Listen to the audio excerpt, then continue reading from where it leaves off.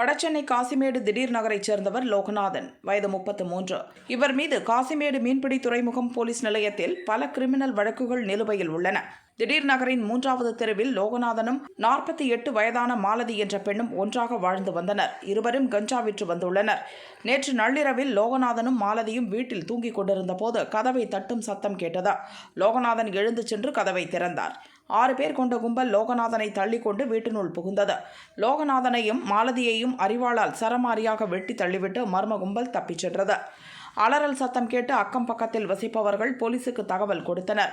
காசிமேடு மீன்பிடி துறைமுக போலீசார் விரைந்து சென்றனர். ரவுடி லோகநாதன் இரத்த வெள்ளத்தில் இறந்து கிடந்தார்.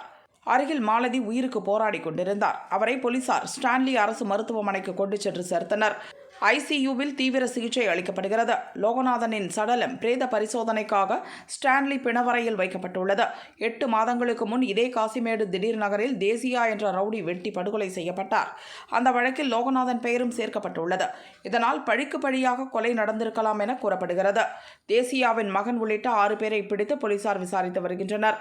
லோகநாதனுடன் தங்கியிருந்த மாலதி யார் என தெரியவில்லை. அவரை பற்றி அக்கம் பக்கத்தினரிடம் போலீசார் விசாரித்த போது தெரியாது என கூறியுள்ளனர். மாலதி சில மாதங்களாகத்தான் அந்த வீட்டில் வாடகைக்கு வசித்து வந்துள்ளார் எனவும் அக்கம் பக்கத்தினர் கூறியுள்ளனர். எனவே மாலதி குணமடைந்தால்தான் கொலை பற்றிய இன்னும் பல விவரங்கள் தெரிய வரும் எனவும் போலீசார் கூறினர்.